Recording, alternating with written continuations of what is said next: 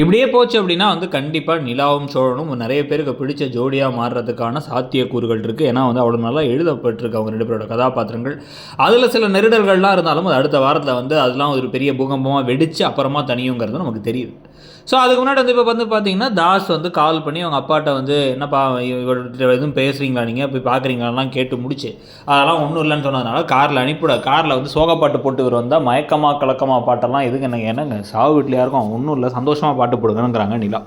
So அதுக்கு பிறகு காரில் வந்துகிட்டு இருக்கும் பொழுதே வந்து இப்போ அந்த போலீஸ்காரர் கால் பண்ணி நீங்கள் உடனே வரணும்னு உடனே, சரி இந்த கல்யாணம் நடந்துச்சுல நம்ம கல்யாணம் அங்கே போனோம் அப்படின்னா, அது டம்மி கல்யாணம் தானே, அது என்ன நம்ம கல்யாணங்கிறீங்க அப்படின்னா, இல்லை அங்கே நம்ம பாதுகாப்பாக நீங்கள் இருக்கீங்களான்னு பார்க்கணுங்கிறாங்க அப்படின்னா, சரி ஓகே பார்த்துக்கலாம் அப்படின்னு சொல்லியாச்சு.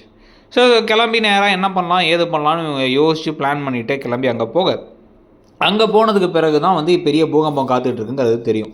ஆனால் அதுக்கு முன்னாடியே இங்கே வந்து பார்த்தீங்கன்னா, இப்போ சேரன் ரொம்ப நல்லவராக இருக்கார். அவர்கிட்டக்க வந்து, ஏன்னா உனக்கு வருத்தமாக இல்லையானா எங்களுக்கெல்லாம் செலவழிக்கிற எல்லாம் பண்ணுறான், அவன் பேசாமல் கொஞ்சம் கூட யோசிக்காமல் வந்து ரொம்ப ஒரு செல்ஃபிஷாக கல்யாணத்தை பண்ணிட்டு வந்துட்டான் அப்படின்லாம் வந்து பாண்டி கேட்க, நீங்கள் சந்தோஷமாக இருந்தால் எனக்கு அதான்டா சந்தோஷம் அப்படின்னு சொல்லிடுறாரு. இப்போ பெட்ரோல் பங்க்கில் போய் நிற்கும் பொழுது பெட்ரோல் பங்க்கில் வந்து காசு இல்லை. ஸோ உங்கள் அண்ணனை கால் பண்ணி பணத்தை போட்டுவிடுவானா, இங்கே செலவுகள் தாண்டி அவர் 1500 காசையும் போட்டுவிடு, இருக்கிறத போடு, இன்னும் அதிகமாக இருந்தால் கூட போடுன்னு வேறு சொல்லிட்டார். ஸோ இப்போ இந்த விஷயத்தை வந்து கரெக்டாக வந்து இப்போ கேட்டுடுறாங்க நிலா. அவங்க அதனால் ஹோட்டலில் போய் உட்காந்துனே, உங்கள்கிட்ட பணம் இருக்கா இல்லையா, நான் வேணால் கொடுத்துட்றேன் அப்படின்னா, இல்லை அப்படின்னா, எதுக்கு கால் பண்ணி கேட்டிங்களே அப்படின்னா, எங்கள் அண்ணன்ட்ட தான் கேட்டேங்கிறாரு.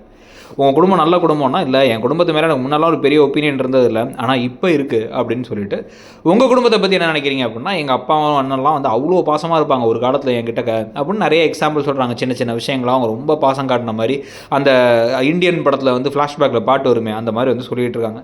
ஆனால் அப்போ தான் கரெக்டாக ஒரு பெரிய செமையான ஒரு விஷயத்த சொல்கிறாரு சோழன். அன்கண்டிஷனல் லவ்னு சொல்லுவாங்க, அதாவது அளவில்லாத அன்பு அப்படிங்கிறது எல்லாமே ஒரு அளவோடு தான் இருக்கும். எப்போன்னா, நம்ம அவங்களுக்கு பிடிச்ச மாதிரி நடந்துக்கிட்டால் நம்மள்ட்ட அவங்க நல்லா நடந்துப்பாங்க, நம்ம அவங்களுக்கு பிடிச்ச மாதிரி நடந்து காட்டி நம்மளை தூக்கி போட்டு மிதிக்கவும் தயங்க மாட்டாங்க அப்படின்னு சொல்லிட்டு இருக்க, நீங்கள் ஏங்க அப்போ என் மேலே அளவில்லாத அன்பு வச்சுருக்கீங்கன்னு இவங்க கேட்குறாங்க. அதை பற்றி நீங்கள் என்ன நினைக்கிறீங்க, சொல்லுங்கள்.